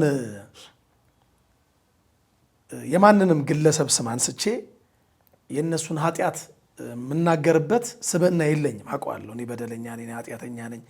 እኔ ከጸጉሬ ቁጥር የሚበልጥ ኃጢአት ተሸክሜ የሰውን እንከን ማጉላት ሳይሆን እንደ ቤተ ክርስቲያን ነው የማወራው። እንደ ቤተ ክርስቲያን አሁን አባ ገሌ አቡነ ገሌ ብዬ ጣት ጠቁሜ ሳይሆን እንደ ቤተ ክርስቲያን እንደ ተቋም ለመሰለ እንደ ተቋም ብለው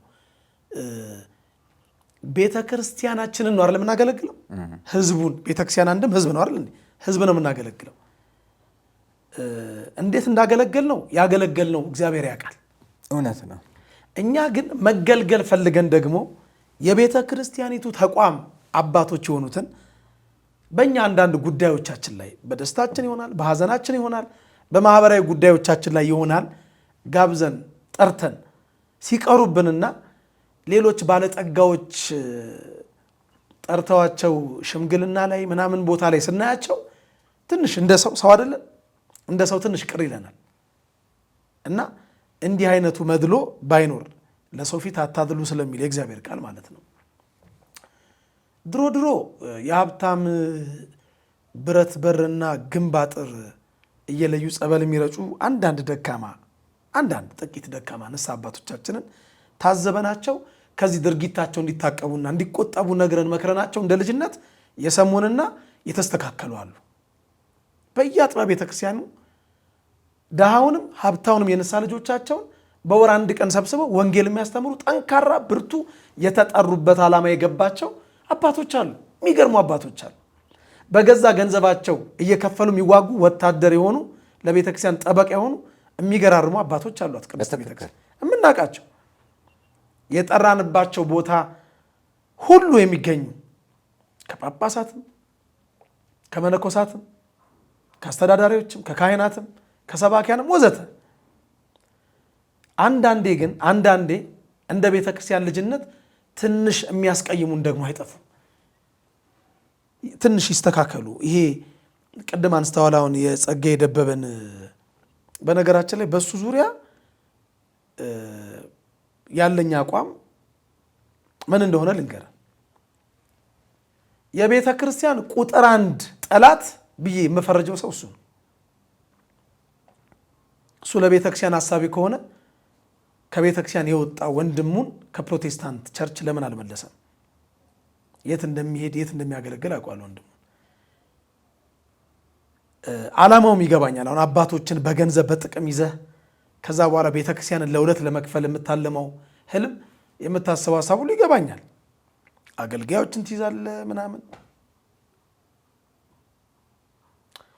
ያበሳጨኛል። ቅድም ስሙን ስላነሳው ነው። እኔ ከማንም ምንም አልፈልግም። ከማንም እግዚአብሔር የኔ የምለውን ነገር ሰጥቶኛል። የኔ በምለው ነገር ነው የምኖረው። ቤተክርስቲያንን በነፃ ነው ማገለግላት። የምታውቀውን ነገር ደግሜ ልንገር። ለውዳሴ ከንቱ ሰው እንዲያጨበጨብልኝ ብያለሁ። አንዳንዴም እየከፈልን ነው የምንዋጋው። የዘማሪና የመሳሪያ ተጫዋች የትራንስፖርትም እየከፈልን ነው የምናገለግላት። የሚያውቃል ቤተ ክርስቲያኒቷን ገንዘብ ስላለው እጀረጅሙ ጸጋዬ ገብቶ እንዴት ሊያረጋት እንደሆነ እድሜና ጤና ይስጠን። ታየዋለህ። ነብይም ምንም አይደለሁም፣ ግን ታየዋለህ ስለሚገባኝ ማለት ነው። በሱ ዙሪያ ያሉትን ሰዎች ቅድም ስላነሳልኝ ነው። ያንተን ስም አጠልሽተው ያንተን ስም ከፖለቲካ ጋር ከዘር ጋር ከምን ጋር አገናኝተው ያላሰብከውን አሳስበው ከሆነ አካል ጋር ሊያላትሙ የሚፈልጉ ሰዎች በሱ ዙሪያ ያሉ ሰዎች ለምን እንዲህ እንደሚሰሩ እኔ የሚገባኝ እውነት አለ። የሚገባኝ ነገር ስላለ ለቤተ ክርስቲያን የሚቆሙትን ሰዎች ወይ ከመንግስት ጋር አጋጭተው ወይ ከፖለቲካ ጋር አጋጭተው ያልከው እንደዚህ ነው ግን እንደዚህ ነው ያለው ብለው ተናግረው አንተን ማስመታት የሚፈልጉ ሰዎች አሉ በዙሪያው። አንዱ እኔ ነኝ። አየር ጤና ኪዳነ ምሕረት ከ2 ወር በፊት ተጋብዤ ትልቅ ጉባኤ ነው ሄጄ አገለገልኩ። ስለ መስቀሉ መረገጥ ሰበኩ። ዩቲዩብ ላይ ማየት ይቻላል። ዩቲዩብ ላይ እንደውም ለቅቄዋለሁ። አገልግዬ ስጨርስ ሰባኪ ወንጌሉ ማለት ነው አክብረን ጠርተን እንዴት እንዲህ ብለህ ትሰብካለህ? እንዴ አባቴ የተናገርኩት እውነት ነው። መስቀል ለምን ይረገጣል? ተረግጦ ለምን ይገባል? ትናንት ይሰራ ከትናንት ወዲያ ባየንበት ቅጽበት መነሳት አለበት ብዬ ሰበኩ። እንደውም ምን ብዬ ነው የሰበኩት? ለካቺ አገር እንግዲህ ቅዳሴው ይቀደሳል፣ ማህሌቱ ነው ይደርሳል፣ ሰዓታቱ ይቆማል፣ ስብሐተ እግዚአብሔር አልስተጓጎልም፣ መስዋዕቱ ነው ይሰዋል፣ ስብከቱ እንደ ጅረት ውሃ ይፈሳል።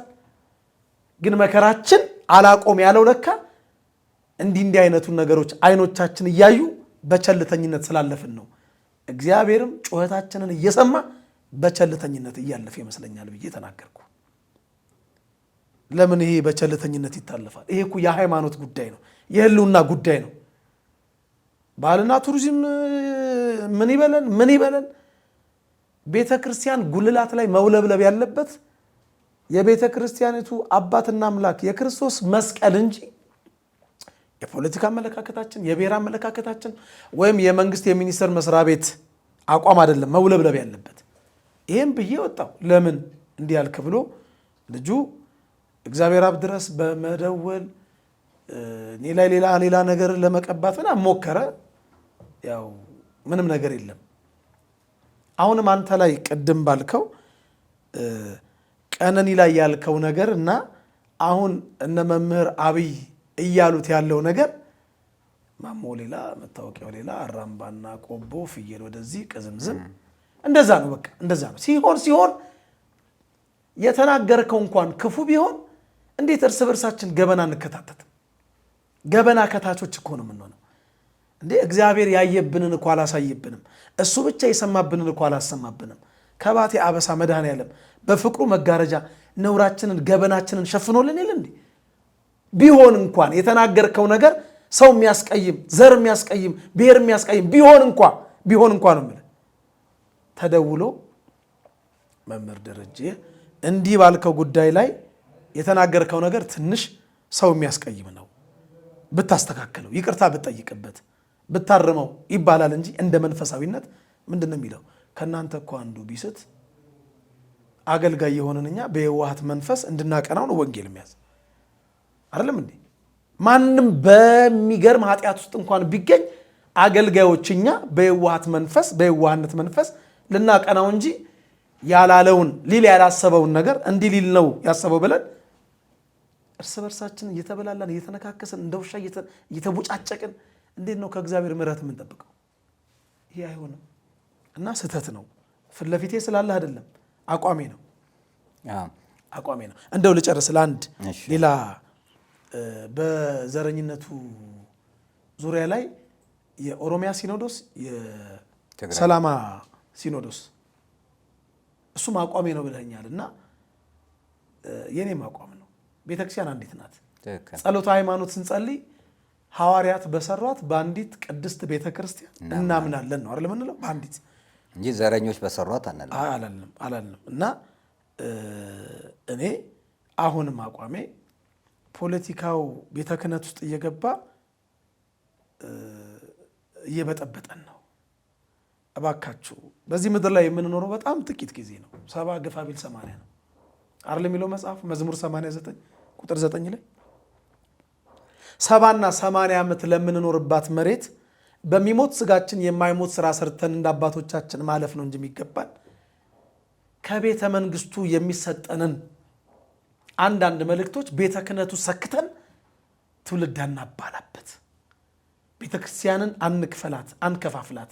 ለስጋዊ ጥቅም፣ ለስጋዊ ምቾት፣ ድሎት፣ ለአንዳንድ ሰዎች ፖለቲካዊ ዓላማ ብለን ህዝብ አናሳዝን እንዴ። ጥቁር አስለብሰውናል እኮ ባላስኬማዎቹ። የምንረሳው ነገር እኮ አይደል? እንኳን ከባላስኬማዎቹ ከኔ አይጠበቅም፣ ካንተ አይጠበቅም።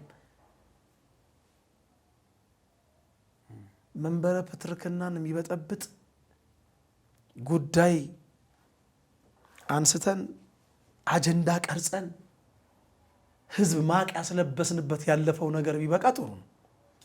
ይሄ አቋሜ ነው። ስለዚህ ፈሪ አይጸድቅም፣ ገለባም አይበቅልም። እኔ አቋምን አደንቃለሁ። እኔም መድረክ ላይ ባገኘሁት አጋጣሚ የምናገረው ነገር ነው።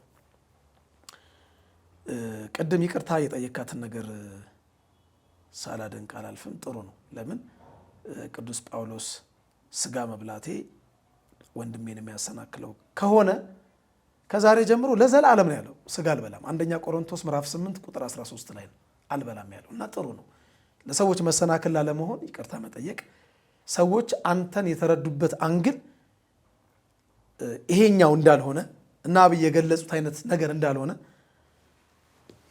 ይቅርታ መጠየቅ መልካም ነው። ቃሉም እንደሚለው ኢሳይያስ 40 ቁጥር 1 ላይ አጽናኑ ሕዝቤን አጽናኑ፣ ሀብታምን አጽናኑ አይልም፣ አጽናኑ ሕዝቤን ነው የሚለው። ሕዝቤን ዳውንም ባለጠጎችንም ሁሉንም ትልቁንም ትንሹንም ወንዱንም ሴቱንም ሁሉንም ሕዝቤን ነው የሚለው። ሕዝቤን አጽናኑ ስለሆነ በይቅርታ እንግዲህ ያዘኑብን ሕዝብን ማጽናናት መቻል ትልቅነት ነው። እንግዲህ ሌላ መጠየቀኝ ነገር ካለ ይሄ ያው የኔ መገለጫ ነው። እኔ ለይቅርታ ቅርብ ነኝ። ይቅርታ ጠይቃለሁ፣ ይቅርም እላለሁ። በጣም የሚገርም አንዴ በሆነ ጉዳይ አስደብድባኝ ልታስገድለኝ የነበረች ልጅና በድንጋይ እንትኑ መስታወቱ ይሄን ሰንጥቆኝ አናቴ ላይ በድንጋይ ሊያደርጉ ሲሉ በእግዚአብሔር ቸርነት የተረፍኩትን ልጅ እኔ ወደ ገዳም ሲሄድ እሷ ወደ ቤተክርስቲያን ስትሄድ መንገድ ላይ ተገናኘን። ምንድን ነው ያልኳት? ብቻዬን ያገኘኋት መጥፎ ሰዓት ነው ማለት አልነጋም እንኳን ነይ እግዚአብሔር ይቅር ይበልሽ ብዬ ነው ያቀፍኳት። አገልጋዩ ያውቃለን፣ የኔን ልብ ያውቃል። ብዙ ነገር አድርገውብኝ እኔ ይቅርታ ነው የማደርገው። ብዙ ነገር አሴሮብኝ እኔ ይቅርታ ነው የማደርገው። ግብረ ሰዶማውያን ፊልም እየላኩልኝ ለእነሱ ወረውረው ድንጋይ ቤተሰብን ይፈነክታል፣ ዘመድን ይፈነክታል። አሁን አንተን ስሳደብ የአንተ ቤተሰቦችን አሳዝናለሁ። ስለዚህ እኔ አምቄ የሚይዛቸው ብዙ ነገሮች አሉ። የብዙ ጥሩ ገልጸዋል። እግዚአብሔር ኃጢአቴን ሸፍኖ ሳለ እኔ የሰዎችን ኃጢአት መግለጥ እንደሌለብኝ ስለማመን ነው። እና እኔ የገዳምን ጸሎት ያገኘው ሰው በቤተክርስቲያን ከሕፃንነቴ ጀምሮ ያደግኩ ሰው ነው። እና እንደውም እንደነ አብይ አይነቶቹ አንዳንድ ተንቀሳቃሽ ሬሳ የሚናገሩት ምን አለ መሰለ፣ እሱ እኮ ወታደር ነው፣ ጡረተኛ ነው፣ 100 አለቃ ነው የሚሉ አሉና ምንድነው እኔ በምስራቅ ሸዋ ከአፈር እስከ ወርቅ ማዕድን ተቆጣጣሪ ነበርኩኝ። ኢንስፔክተር ማለት ተቆጣጣሪ ማለት ነው ቃሉ። ኢንስፔክት ማለት ቁጥጥር ነው። ኢንስፔክተሩ ሰውየው ማለት ነው። ከአፈር እስከ ወርቅ ማዕድን ተቆጣጣሪ ነው። እና ኢንስፔክተር ነው የሚለውን እነሱ ከወታደር ጋር እያያዙትና ወታደርነትም ቢሆን ክብር ነው። በመንፈሳዊም በዓለማዊም ክብር ነው። ወታደር ቅዱስ ጊዮርጊስ ምን ነበር እንዴ? ሚናስ ቅዱስ ሚናስን ብናይ፣ ገላውዲዮስን ብናይ፣ ሌሎቹን ብናነ ቴዎድሮስ ቅዱስ ቴዎድሮስን ብናይ ከዛ ወጥተው ነው። እና ወታደርነት በመንፈሳዊም እኛም እኮ ወታደር ነን፣ የክርስቶስ ወታደር ነን። ክብር ነው። በዓለማዊም ወታደርነት ክብር ነው። የኔ ቤተሰቦች በርካቶች ወታደሮች ናቸው፣ አርበኞችም ናቸው። ክብር ነው። ለሀገር ዋጋ ይከፍላል። እነሱ ግን ያነሰ ጭንቅላት በጎ ሕሊና ስለሌለ ቅዱስ ጳውሎስ በጎ ሕሊና ይኑራችሁ አይደለም የሚለው። በጎ ሕሊና ስለጠፋ ፎልት ፋይንደሮች፣ ስህተት ፈላጊዎች ስለሆኑ ልክ አሁን ወታደር የነበረ ሲሉ ሰው እንዴት ትሸማቀቃለህ? ብትሆንም ትኮራበታለህ እንጂ የምትኮራበት ነው። እና እኔ ካንተ በጣም የምወዳቸው ነገሮች አሉ። አንደኛ በነፃ ማገልገልህ ብቻ አይደለም፣ ከፍለህ እንደምታገለግል እኔ ምስክር ነኝ። የት ሽመልባ የዛሬ 15 ዓመት ያልፈው 15 ዓመት ይሆናል። እኔ አንተ ትኬት ከፍለን መስፍን አሁን ታድሶ የገባው እሱና ጽጌሬዳ ናት ሆንን። እኔ እናንተ ከፍለን የአውሮፕላን ሽሬ ድረስ ከሽሬ ሽራሮ ከሽራሮ ሽመልባ ሄደ ስታገለግል ኤርትራውያን ይህን የሚከታተሉ ያውቃሉ። ያስተማርከው ትምህርት እኔ እንኳን አቋርጬ ለቀጠሮ ወደ ሽሬ ነበር የመጣሁት። አንተ እዛ ቆይታ ያደረግከው ያስተማርከውና በረሃ ውስጥ ያሉትን ስደተኞችን ኤርትራውያንን ያጽናናኸው ከፍለህ እኮ ነው ያገለገልከው። ተከፍሎ አይደለም። የትራንስፖርት እንኳን አበል የትራንስፖርት እንኳን ተሸፍኖልህ አይደለም ያገለገልከው። በማህበረ ወይንዬም እንደዛ ስታገለግል አንድም ቦታ አበል ተከፍሎ አይደለም። ይሄ ጥሩ ነው። ለውዳሴ አይደለም። ውዳሴ ማለት ይኸውልህ አንተ በራስህም ልክ ናቡከደነጾር ከተማዬ ሲል አይደል አውሬ የሆነው በውስጥም ከታበይክ ይጠፋል። ግን መልካም ለሚያደርጉ ቅን ለሚያደርጉ ምስጋና ማድረጉ ደግሞ ክፋትነት የለውምና የዚህ ውይይት መሰረታዊ ዓላማ ምንድን ነው? ቤተ ክርስቲያኒቷ አገልጋዮች ደግሞ የሚገርምህ ለቅዱስ ሲኖዶስ ለግንቦቱ እንድንዘጋጅ አገልጋዮች እንድንሆን አደረጃጀት ይኖር እያልኩ እኮ መልእክት እያስተላለፍኩ እኮ ነው ያለሁት። በቋንቋ ማስተማር ያስፈልጋል። የተለያየ የሚዲያ አደረጃጀት ያስፈልጋል። አንድ ሆነን ለምን ግንቦት ላይ ከባድ ፈተና አለ። የስራ አስኪያጅ ቦታ፣ የአቡነ አብርሃምን ቦታ፣ የአቡነ ጴጥሮስን የሲኖዶስ ጸሐፊን ቦታ፣ ሌሎችም ሀሳቦች ስላሉ እስከዛ የሚናገሩትን ሚዲያ ላይ ያሉትን ሰዎች መምታት፣ ማሳሰር፣ ማስገደል ዓላማቸው ነው። ይሄ ማስደንገጥ ዓላማቸው ነው። ስለዚህ መከፋፈል ዓላማቸው ነው። አንድ እንሁን እያልክ ቤተክርስቲያኒቷን አንድ አድርገን አንድ ሆነን እኛ ለቤተክርስቲያን እንቁም፣ ከፊታችን ከባድ ፈተና አለ እያልክ እንጂ ህዝብ እኮ ያውቃል። ቤተክርስቲያን ሲቃጠል፣ ካህናት ሲነዱ አብይ ወጥቶ ያውቃል። ህዝብ ሲፈናቀል አብይ ወጥቶ ያውቃል። በሻሻም በለው ሻሸመኔም በለው ሐረርም በለው ጅጅጋም በለው የሚገርም ጅጅጋ ላይ ያ ሁሉ አብያተ ክርስቲያናት ሲቃጠሉ ቀድሞ ከነበሩት የወዲያኛው ሲኖዶስ ከነበሩት 3 ጳጳሳት ነው የመጡት። እንግዲህ አቡነ መቃሪዎስን እኔ ነኝ ይዤያቸው ሄድኩት ከማህበራት ጋር። አንድ ጳጳስ መጥቶ ህዝቡን ከዚህ በላይ መከራ አለ? ማን ነው መጥቶ ያጽናናው? የለም። አግኝተኛል። መስከረም 4 ሰላማዊ ሰልፍ እንዲቆም ያደረጉት እኮ የውስጥ ባንዳዎች ናቸው። የውስጥ ባንዳዎች ከዳንኤል ክብረት ጋር ተሻርከው እንዳይደረግ። ለዚህ ነው ተንቀን መስቀል አደባባይ ላይ ሙስሊሞች ያፈጥራሉ፣ ፕሮቴስታንቶች ፕሮግራም ያደርጋሉ። እኛ ግን አናደርግም። እኛ ባለመስቀሎቹ ባለቦታዎቹ አናደርግም። ለምን? አንድነት አሳጡን። በውስጥ ያሉት እየቦረቦሩ። እንዲህ አይነት አሰራር ሊቆም ይገባል። የውይይት መድረክ መዘጋጀት አለበት። መወቃቀስ ዝግ አድርገን መነጋገር አለብን። ድክመት ካለብኝ እኔ ድክመቴን እንዳርም፣ ትክክል ካልሆንክ ይህንን ትክክል አይደለም አርም ልባል ይገባል። አርማለሁ። ለምን አላርምም? ከተሳሳትኩ አርማለሁ። መልአክ አይደለሁም። ግን የምቆጨው ግን የምናገረው ግን ነፍሴን የምሰጠው ለበጎ ነገር ነው ብዬ አምኜበት ነው እንጂ ዩቲዩቡ ገንዘብ እንዲያመጣ አይደለም። የዩቲዩቡስ ዓላማ ማንም ዩቲዩብ የሌለውን ዓላማ አይደል እንዴ ለሰባይነት ያለው? እነሱ ደሞዛችሁን ትታችሁ በነፃ አገልግሉ ቢባሉ ያደርጋሉ? አያደርጉትም። አንድ ቀን አይመጡም። አበላ አነሰኝ የሚል አይደል እንዴ? ፕሮግራም የሚያጥፉ ናቸው። እና እንደዚህ አይነት አካሄዶች አግባብነት ስለሌለው መተራረምና መደጋገፉ ነው የሚሻለን። በጣም ብዙ ሰው ለየው። የሚገርም መምህር እኔ የሰጧቸው ቦታና ወርደው ያገኘዋቸው ቦታ በጣም የተለያየ ነው። አታውቅም። በሬ ካራጁ ባለቤቴ አንድ የምተረተው ተረት አለ። በሬን ከሰረቀ ሰው ጋር ብትፈልገው መቼም አታገኘውም። እሱ ነው ሌባው። እንዴት አድርገህ የተሰረቀበትን ቦታ ያሳይሃል። አየህ፣ አብረው ቤተክርስቲያን ውስጥ የተሰገሰጉ ሲያገኙ መምህርዬ ብሎ ጥምጥም የሚሉብህ ግን በጀርባ ሞተን የሚደግሱ ጉድጓድን አርቀው የሚቆፍሩ አገልጋዮች ናቸው። ያው ተመልምለው ከዚህ በፊትም ተናግረናል። የተመለመሉ አገልጋዮች አሉ።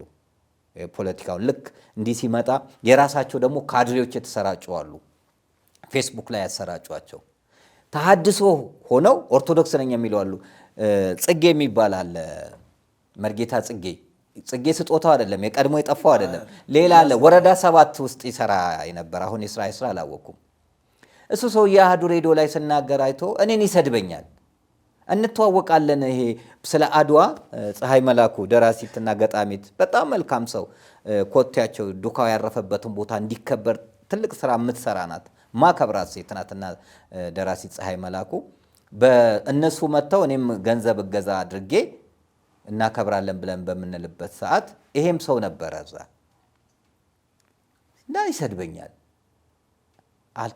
አንተ አዋቂ አይደለም፣ አንተ እንዲህ ነህ፣ ነቀፌታ ብዙ ያብዛል። ይሄ ሰውዬ ኦርቶዶክስ ቢሆን ይሄን ያክል ክብረ ነክ ንግግር አይናገርም አልኩኝ። ነጋሽ ሚዲያ ጋር ሄዶ ቤተሰቤ ተቸግረዋል፣ እርዳታ ይሰብሰብልኝ ብሎ ያናገረዋል። ነጋሽ ሚዲያ ጋር እኔ ሲሄድ ሰውየውን አገኘሁት። ነጋሽ ደግሞ ደውሎ አናግሮ የነበረ። ከዛ ይሄ ሰውዬ ይሄ እኮ እኔን ሲሰድብ የነበረ ተሐድሶ ነው አልኩኝ። ተነጋገሩ አለ። ቁጭ አንተ እኔን ስትሰድብ የነበረ አንተ ተሐድሶ አይደለህም እንዴ አልኩት። አዎ መምህር፣ አሁን ተመልሻለሁ፣ ይቅር በለኝ ብሎ ያው እግዚአብሔር ምስክር ነው ጉርበቴ ላይ ወደቀ። ከዛ ምንድን ነው የምትፈልገው አልኩት። እርዳታ መጀመሪያ አንተ እውነተኛ ኦርቶዶክስ መሆን መረጋገጥ አለበት። እርዳታው ይቀጥላል፣ ነፍስ ትዳን። ስለዚህ ንስሐ ግባ፣ ሱባኤ ገዳም ያዝ አልኩት። መምህር ቀሲስ ፋሲል የማህበረ ቅዱሳን ነው። በጣም ካህናቶቹን ሰብስቦ ንስሐ ልጆችን ሰብስቦ የሚያስተምር መልካም ሰው ነው። አሜሪካንም ሄዶ ያገለግላል። እሱን ደውዬ ነገርኩት፣ እንዲገናኙ አደረግኩ በስልክ ንስሐውን እና መርምረው አልኩ። አባ ጋ ጮቢ ፒኤችዲ ያላቸው አባት ጮቢ ባታ በጣም ዋጋ የከፈልክለት ገዳም ነው። ለነሱ ለነ አባም ነገርኩ። ቦሌ ጉባኤ በነበረበት ሰዓት እዚህ እንደሆነ አልመጣም እና እሱ እንደገና ደውዬ ከዛ በምን ሊሄድ ትራንስፖርት አለ ጉራጌ ሀገር ለሚሄደው እሺ ብዬ 1000 ብር ላኩለት።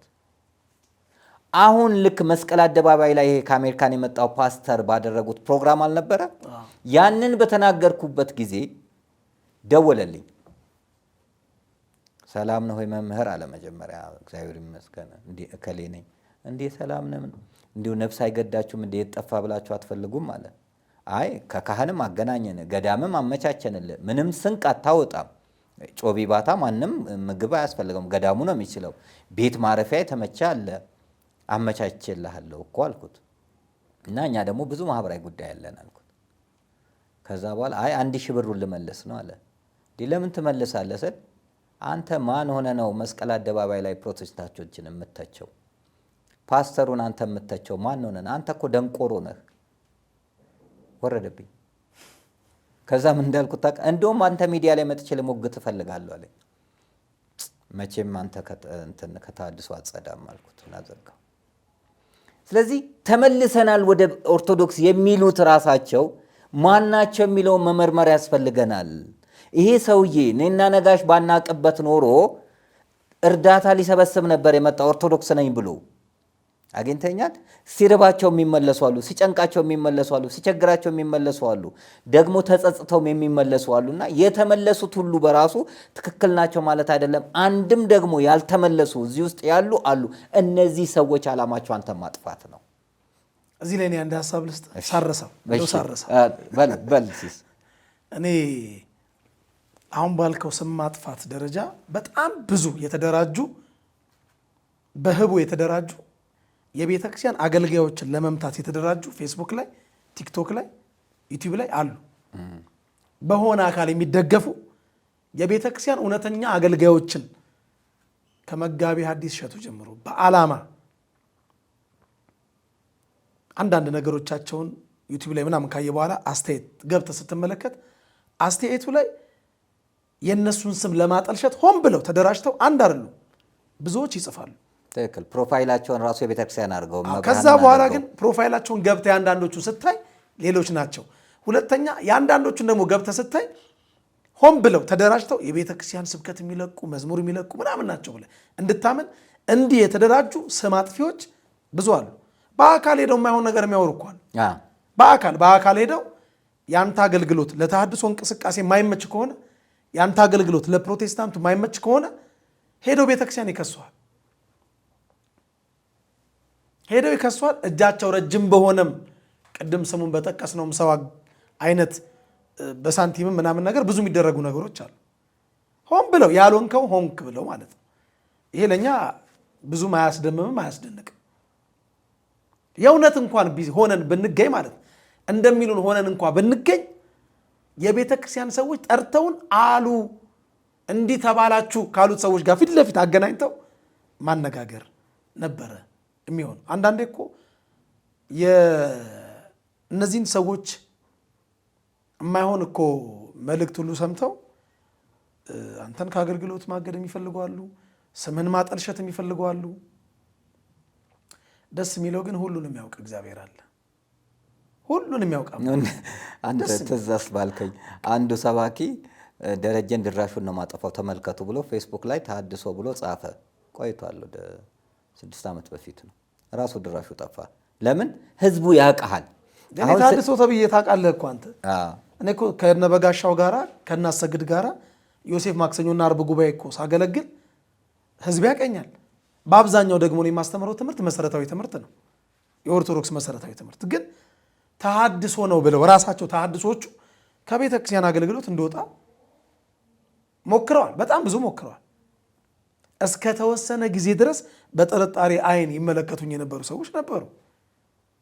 ተሐድሶ ነው አይደለም ግን ሙሉ አሁን ስብከቴን ዩቲዩብ ላይ ገብቶ ሰው ቢያዩ በሙሉ የቤተ ክርስቲያን ትምህርት እና እንዲህ አይነትም ስም ማጥፋት እውነት ነው። አዎ ያደርጋሉ። አሁን ደግሞ የተሐድሶ አልሳካ ሲላቸው ወደ ዘር መጡና ልክ ኦሮሞንም እንደምጠላ አድርገው ከኦሮሞ ፖለቲከኞች ጋር ወግነው ኦሮሞ ጠል እንደሆንክ የሚናገሩ በቃ ራሳቸውን ለኦሮሞ ተቆርቋሪ ግን እኮ ኦሮሞን እየጎዱ ያሉት እነሱ ናቸው። ማን ነው በእንባ ጭምር እያለቀሰ የኦሮሞ ጳጳስ መመረጥ የለበትም እያለ በኦሮምኛ እየተናገረ በኦሮምኛ እየሰበከ በኦሮምኛ በየቦታው ላይ የሄደ ጃዋር ሊገነጥል ሲል ያን ሁሉ መከራ የሚያሳይ ምክንያቱም እኔ ቋንቋ መግባቢያ ነው በተለያየ ቋንቋ ማስተማር አለብን እንጂ ቋንቋ ውስጥ የምሸጎጥበት አይደለም። አማራ ደም ስላለኝ አማራ ብቻ፣ ኦሮሞ ደም ስላለኝ ኦሮሞ ብቻ፣ የትግሬ ደም ስለሌለኝ የለም። እኔ ሁል ጊዜ ኢትዮጵያዊ ነኝ። ይሄንን ነው ዓላማዬን ህዝቡም የሚያውቀው። በልብሴም ባነጋገሬም በሚሄድበት ቦታም የምሰብከው ኢትዮጵያዊነት ነው። የገዳማት ታሪክ እንግዲህ 24 ዓመት አልፎታል። ፍኖተ አበው ወገዳማት ኢትዮጵያ ነው። ስለ ኢትዮጵያ ዝም አንለም ነው ማህበሩ። ሁል ጊዜ እኔ ሰንደቄን ነው ማየው። ይሄን ህዝቡ ያውቃል። ለነሱ ግን የነበረው ሐሳብ እንመታለን ብለው ያሰቡት ተጠልፈው ወደቁና ህዝቡ ጠንካራ ነው። የመልስ ምት እኮ እዛው ላይ ይሰጣቸዋል። እንዴ ለአባ ሰረቀ ብለው ማቃቸው ሰዎች ሲያኮርፉኝ ዘር በልጦባቸው ከማህበር የወጡ ሰዎች አሉ። ሌላ ቦታ ከማህበር አገልግሎት ይወጡ ትግራይን ሀገር ነው እያሉ ላሉት ይደግፋሉ። ሀገር ከሆነች መታወቂያ ይመልሱ። ይሄው እግዚአብሔር እኮ በተግባር አሳየ። እርስ በርስ አላባላቸው ምን ጌታቸውን እግዚአብሔር እንደውም ይጠብቅ እንጂ የሚደረገው ክፉ ነገር እዛ ላይ በሚሰራው እኮ ህዝብ ይጎዳል። ትግራይ እኮ ኢትዮጵያ ናት። የኛው ህዝብ ናቸው። ለና አቡነ ሳይሮስ ብሎ ያኮረፉ ሰዎች አሉ። ትላንትና መሬት አይንካ የሚሉ ለምን የዘር ጳጳስን አደግፍም? ተደውሎልኝ እኮ ነበር። መጀመሪያ እነዚህ ከመደረጉ በፊት እኮ ደውለውልኝ ነበር። ኦሮምኛ ተናጋሪ የሆኑትን ሰዎችን ሰብስብ ብለው ወደ እነሱ እንድመጣ ብለው ነበር። አላደርገውም። እኔ ዘር አይደለም። እኔ ማምነው ኢትዮጵያዊ ጳጳስ ዓለም አቀፍ ጳጳስ ነው። የግብፅን ጳጳስ ተቀበለ እንዴት ነው የኢትዮጵያ ጳጳስ ማትቀበለው? ዘር ውስጥ የምትገባው? ተስዓቱ ቅዱሳንን ተቀበለ እንዴት ነው ማትቀበለው ኢትዮጵያን? አቡነ ገብረ መንፈስ ቅዱስን ተቀበለ እንዴት ነው ሌላው ማትቀበለው? ተስዓቱ ቅዱሳት እንዳለ እኮ ኢትዮጵያዊ አይደሉም። ከአውሮፓ ከሰሜን አፍሪካ ነው የመጡት። እንደነዚህ አይነት አሰራሮች ስለሆኑ ይሄ ስተት መሆኑን ለመግለጽ ነውና አሁንም በኢትዮጵያዊነታችን እንጽና። ቤተክርስቲያን ውስጥ ያለውን የአስተዳደር ችግር ግን መቼ የሚሆን መቼ አንዱ ሲጽፍ ምን አለ? ግብረ ሰዶምን እየተቃወምክ ቤተክርስቲያን ውስጥ ያለውን እንዲሆነዋል ትላላለ። ታዲያ ቤተ እምነት ውስጥ እየተደበቁ የሚሰራው ግፍስ የትኛውም ቤተ እምነት ላይ ፕሮቴስታንቱም ሙስሊሙም ኦርቶዶክስ ውስጥም ሃይማኖት ቦታዎች ላይ በሃይማኖት ሰዎች የሚሰራው ግብረ ሰዶም ከሌላው የበለጠ ያመሃል። ስለዚህ እንጮሃለን። የኛ እኮ መጮ ብቻ ለሴቶች ጥቃት ብለን እኮ ማህበራችን ስለ ኢትዮጵያ ዝም አንልም። ጥቃት፣ መደፈር ግብረ ሰዶም ላይ እኮ ነው የሚሰራው። ለምን ሴቶች ይጠቃሉ? ህፃናቶች ሲደፈሩ እየጮህን አይደል እንዴ? አሁን ደግሞ በተለይ ሰሞኑን የምትሰማው ሴቶች ላይ የሚመጣው ግፍ መከራ እጅግ የሚያሳዝን ነው። ያደማል ውስጥን። ለምን ልንል ይገባል እንጂ ሰው እየመረጥክ መርጦ የምታለቅስበት ሁኔታ መሆን የለበትም። ዘርህን አይደለም። አሁንም አስከሬን ላይ ዘርን እንምረጥ። ይህ በጣም ነውር የሆነ ድርጊት ነው። ለማንኛውም እኛ በርትተን ጠንክረን በዚሁ እንቀጥላለን። ተከታታይ ፕሮግራሞች በተለይ አስተምሮቶች የምወዳቸው ስርዓተ ቤተክርስቲያን ላይ ያለ አስተምሮት በጣም ጥሩ ነውና እዛም ላይ ገርላትም ላይ ያለውን አመለካከቶችን ልናስተካክል ይገባል። ይህን የምትሰሙ በተለይ ጠቅላይ ቤተ ክህነት ያላችሁ በንጹህ ሕሊና ተመልከታችሁ አገልጋዩን በማደራጀት ሚዲያውን በማደራጀት የሰው ኃይል በማደራጀት አንድ ሆነን ራሳችንን እንድንጠብቅ ብናደርግ መልካም ነው። ነገ ፈተና ሲመጣ ሚዲያውን ከመጥራትና ጩሁልኝ አፉኑኝ ከማለት አሁን በጊዜው ሁሉንም ማደራጀቱ የተሻለ ነው። ከፊታችን ብርቱ ሰልፍ አለና ይህንን ሰልፍ ሰራዊቱን ካላጠናከርክ ውጤት ማምጣት ስለማይቻል ነው። በመጨረሻ እንደው የምታስተላልፈው መልእክት ካለ? በመጨረሻ ማስተላልፈው መልእክት ምእመናን ሁልጊዜ ያው የቤተ ክርስቲያኒቷ ድምፅ ይስሙ። የቤተ ክርስቲያን አገልጋዮች ላይ የማይሆን ነገር ሲያዩም በድፍረት በግል ሄደው የዛን ሰው ስልክ ማግኘት ይቻላል። አስተያየት ይስጡ። ለምን? እነሱም የቤተ ክርስቲያኒቱ አካል ስለሆኑ። ሁለተኛ አገልጋዮችን የሆነ ብሔረሰብ ውስጥ ወሽቀው ከመንግስት ጋር ለማላተም ወይም ደግሞ ከሆነ አካል ጋር ለማላተም የሚተጉትን አገልጋዮች ይለዩ። ማለት የተነገረ ሁሉ የተጻፈ ሁሉ እውነት አይደለም እና እንግዲህ በሌላ ቃለ ምልልስ እንደምንገናኝ ተስፋ አደርጋለሁ። ለምን በጣም ብዙ መናገር የምፈልጋቸው ነገሮች አሉ። በተለይ በኢትዮጵያ ኦርቶዶክስ ተዋሕዶ ቤተክርስቲያን ዙሪያ የሚነሱ በዚሁ አጋጣሚ ዩቲዩብንም አስተዋውቅ። መምህር ሲሳይ አዳነ ዩቲዩብ አለው። በርካታ ስብከቶችን ከ130 በላይ ስብከት አለ። 130 በላይ ስብከት አለ። 130 እንግዲህ ይሄ የተቀረጸ ነው። የተቀረጸ አለ ዩቲዩብ ላይ። ያልተለቀቁ ደግሞ በጣም ብዙ አሉ። ይሄን ስብከቶቹን እጅግ ፍሬ ያላቸው ስብከቶች ናቸው። እኔ በደንብ በቅርበት ስለማቀው ነው በመከታተል በማዳመጥ።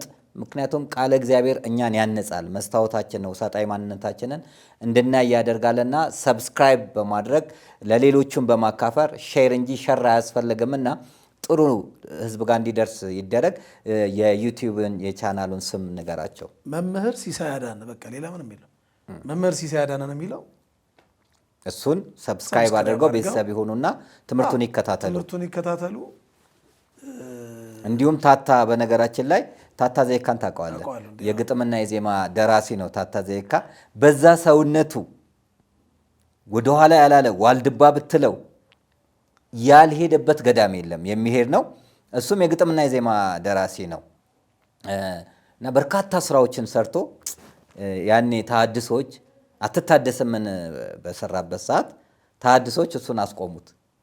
ተሐድሶች ሲያስመርቁ እሱ አዳራሽ የዘጉበት ካለቀ በኋላ ገባ። የትርሃስ የምዘምረው የነበረው መዝሙር እኔ ተስፋ አልቆርጥም ሁሌ፣ እሱ የእሱ ደራሲ ነው። በርካታ ስራዎችን የሰራ ልጅ ነው። እሱም ራሱን ቀብሮ ያለ ነው። ታታ ዘይካንም ዩቲዩቡን ሰብስክራይብ፣ ሼር፣ ላይክ አድርጉ።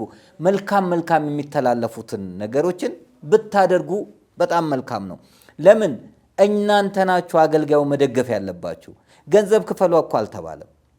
አሁን ምንድነው ሰብስክራይብ ቢያደርጉ የሚጎልባቸው ምንድነው ያለው ነገር? እና እንደዚህ ለቤተክርስቲያን የሚተጉትን አሁን እንደነ መምህር ሲሳይ አዳነ እንግዲህ ከ20 ዓመት በላይ ያገለገለ ወንድማችን እንደ ታታ ዘይካ አይነት ዋጋ የከፈለ በርካታ በዝማሬዎች ላይ በተሐድሶች ወቅት አይሆንም ብሎ ሽንጡን ገትሮ የታገለ አለቅም ቤተክርስቲያንን ያለ ወንድማችን ታታ ዘይካንም ዩቲዩቡን ሰብስክራይብ፣ ሼር፣ ላይክ ብታደርጉ እጅግ መልካም ነው እንላለንና ያጠናቀው ክቡርነቱ አጠናቅቄያለሁ። ይሄው ነው እንግዲህ ይሄው ነው። ወደፊት ግን እኔ እናንተ በተለይ በመጽሐፍ ቅዱሳት ላይ ቤተክርስቲያን መጽሐፍ ቅዱስ ሁሉ ራሱ ችግር አለበት እየተጠቀምንበት ያለ ነው። ለቤተክርስቲያን ተብሎ የታተመው ለኦርቶዶክስ ተብሎ የታተመው ራሱ ይሄ መጽሐፍ ቅዱስ ችግር አለበት። በመረጃ አሁን በአቡነ ጳውሎስ ጊዜ ለኢትዮጵያ ኦርቶዶክስ ተዋሕዶ ቤተክርስቲያን ተብሎ የታተመ ይሄ ነው መሰለኝ። ይሄ ቀይ ልባድ ያለው መጽሐፍ ቅዱስ አዲስ መደበኛ ትርጉም ከሚል ከፕሮቴስታንት መጽሐፍ ቅዱስ ኮፒ ተደርጎ የታተመ ነው። ኮፒ የቤተክርስቲያኒቱ አይደለም። እኔ መምህሩ ከአንድ ተራ የፕሮቴስታንት ምዕመን ጋር ተከራክሬ የማሸንፍበት መጽሐፍ የላትም ቤተክርስቲያን። 60 ሚሊዮን ተከታይ ያላት ኦርቶዶክስ አንድ የላትም። የጭቃ ላይ ሾኮች፣ የውስጥ አርበኞች፣ የብብት ውስጥ እሳቶች፣ የበሉበትን ወጨት ሰባሪዎች የሆኑ ቤታችን ውስጥ የተሰገሰጉ ያለ ሙያቸው ሊቃውንት ምናምን የተባሉ አሉ። የተሐድሶን መናፍቃን ዓላማ የሚያካሂዱ ማለት ነው።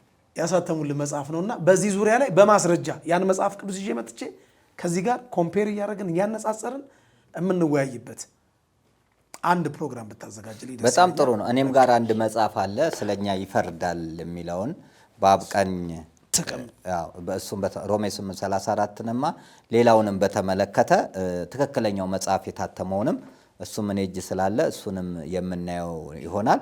በርካታ ሊቃውንት ቤተክርስቲያን የሚቆረቆሩ አሉ፣ ጥሩ እያገለገሉ ያሉ እንደነ ሊቃውንት ስማከ ኮነ ደነ ስሙር አላምረው ሌሎችም በርካታ በጎ ስራ የሚሰሩ እንዳሉ ሁሉ ሽፋን ሆኖ ደግሞ ቤተክርስቲያንን የሚያጠፉ ሌሎችም አሉና መስተካከል አለበት ነው። መጀመሪያ ቤቱ መጽዳት። ይኸውልህ መምህር ቤተክርስቲያን የኖህ መርከብ ምሳሌ ናት። በኖህ መርከብ ውስጥ ደግሞ ሰውና እርግብ ብቻ አልነበሩም፣ ውሻና እባቦችም ነበሩ። እዚህ ለአገልግሎት ስትመጣ እንደ ውሻ የሚናከሱ እንደ እባብ የሚናደፉ አሉ። ነገር ግን የመርከቧ ጠባቂ ኖህ እንደነበረው ሁሉ የቤተክርስቲያን ራስ ኢየሱስ ክርስቶስ ስላለ መርከቧ ብትነዋወጽም አሰምጥም።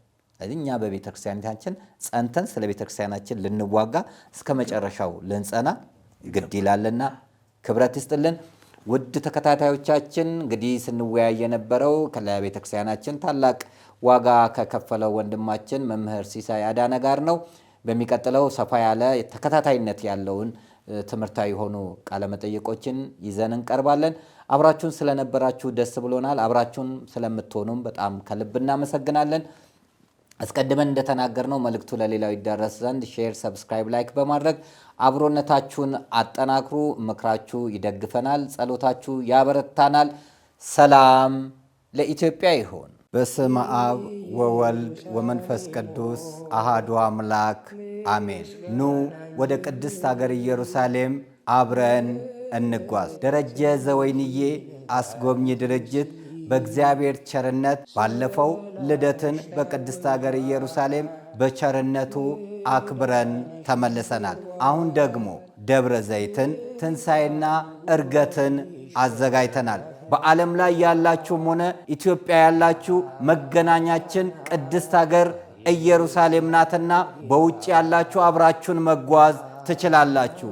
ኑ ያችን ቅድስት ሀገር ኑ አምላካችን ከልደቱ እስከ ዕርገቱ የተመላለሰበትን ታላቅ ስፍራ አብረን እንጎብኝ። በጉዟችን ያተርፋሉ፣ በጉዟችን ይረካሉ፣ በጉዟችን ይደሰታሉ። ደረጀ ዘወይንዬ አስጎብኚ ድርጅት። እኛ በትላንትናና በነገ መካከል ያለን ዛሬ ነን። ዛሬ ላይ ሆነን ነገን በበጎ ነገር እንገንባ። ነገ አዲስ ቀን ነው፣ ቀኑም ደግሞ ደስ ይላል። ደረጀ ዘወይንዬ ሚዲያ ኢትዮጵያዊ ማንነት